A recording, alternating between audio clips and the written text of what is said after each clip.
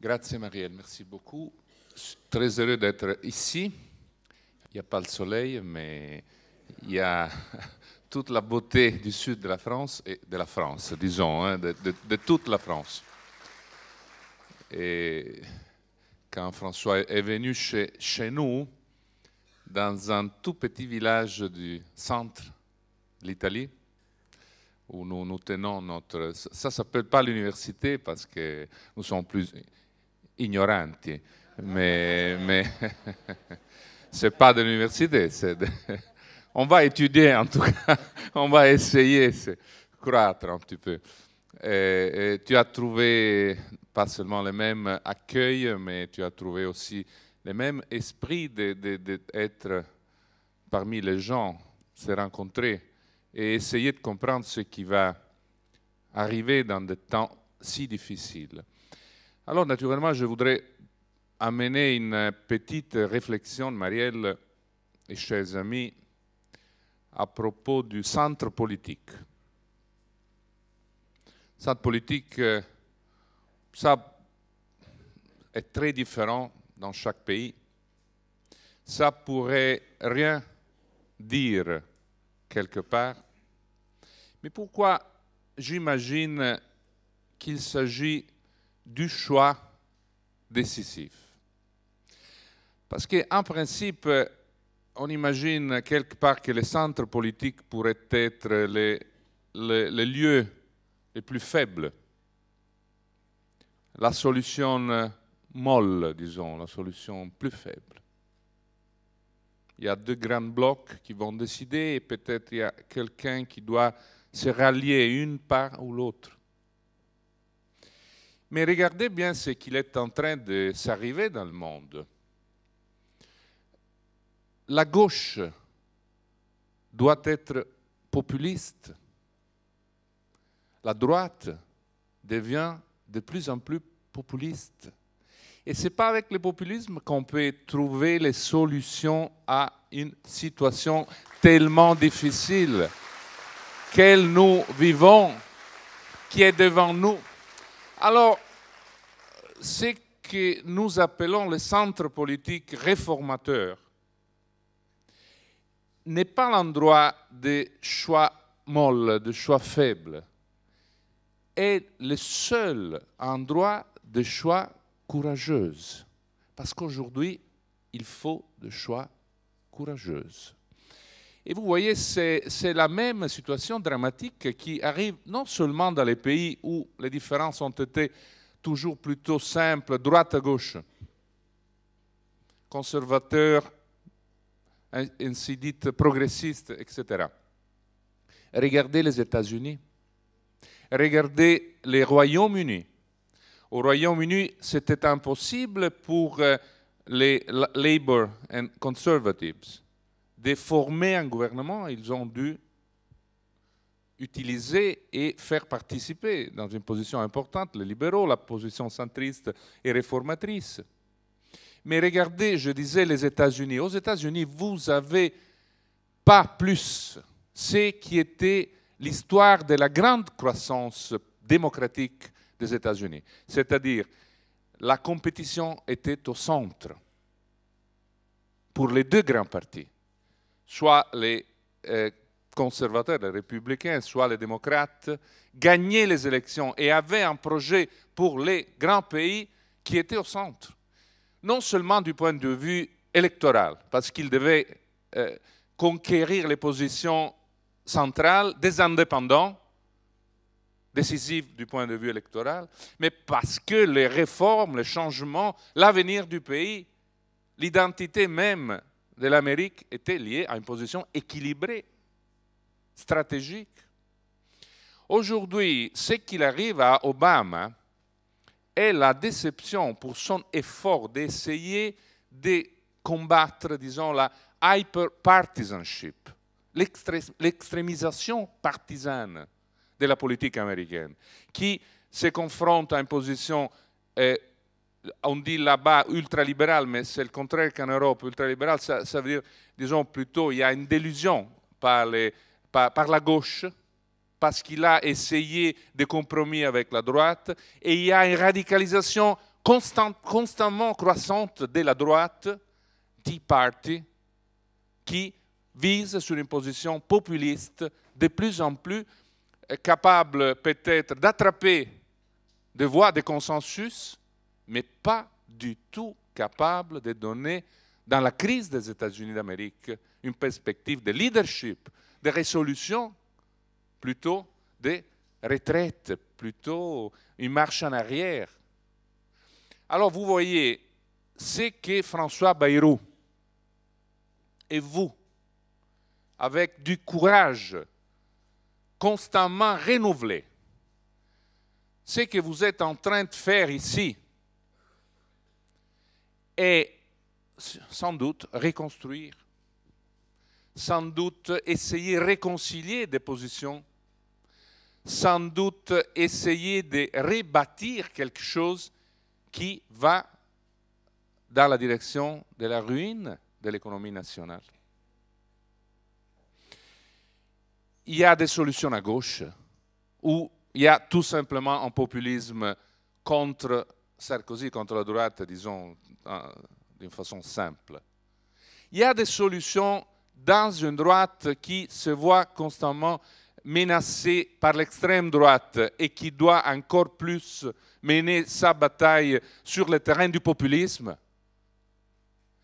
Est-ce que ça est compatible avec une perspective de reconstruction d'un pays, d'une économie et d'une perspective européenne? Absolument pas. Il faut quelqu'un qui le dise, il faut quelqu'un qui soit capable de construire une perspective sérieuse avec disons, du charme, del fascino, comment dit-on, fascination, non? Come si dice? C'est du charisme, c'est vrai, mais ça, il y a François pour cela, et c'est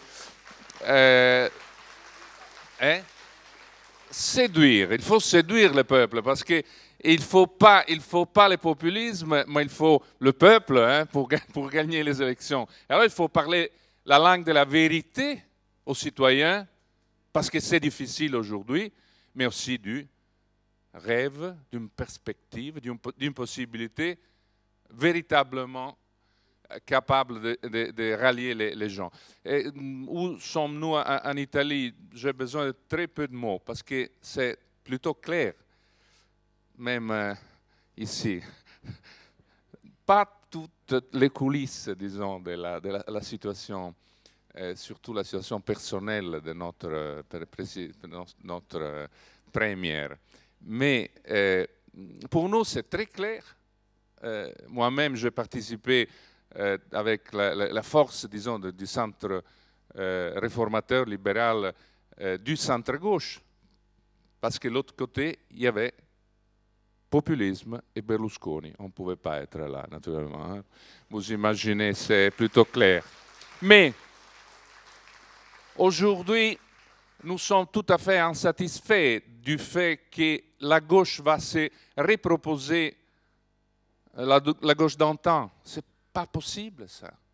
Et une droite qui est conditionnée, dominée par la Ligue Nord, c'est-à-dire la position plutôt xénophobe, plutôt localiste et irresponsable.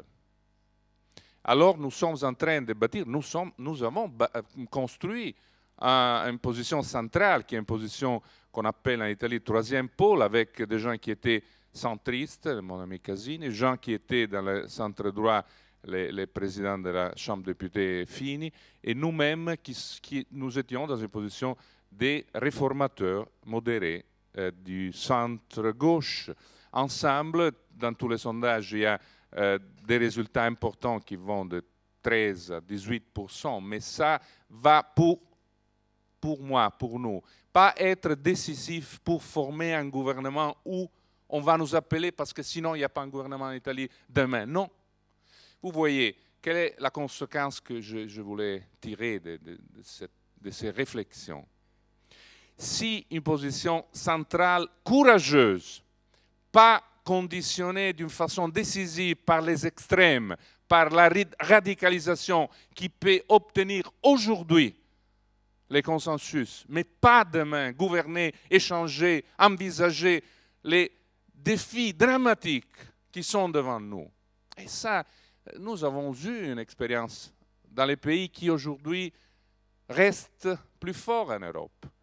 Quelle a été la période où les Allemands ont compris qu'il n'y avait pas une majorité dans le Parlement, mais qu'il fallait bâtir une solution pour l'avenir. Ils ont dû le faire, mais ils ont su le faire, ils ont été capables de le faire.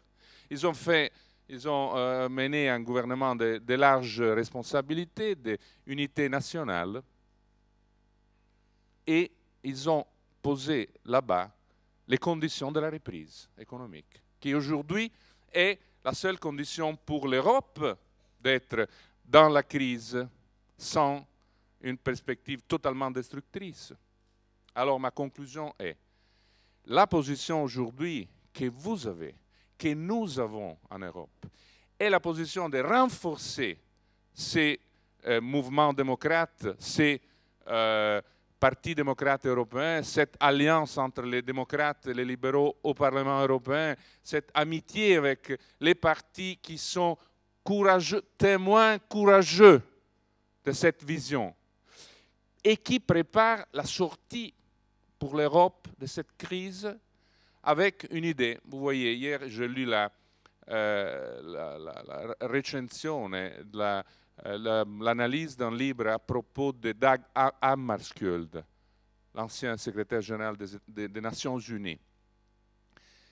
Il disait à propos de cette institution, nous n'avons pas construit les Nations Unies pour aller dans le paradis, mais pour éviter l'enfer sur la terre. Je pense que c'est juste. Mais ce n'est pas la raison pour laquelle nous avons construit l'Europe.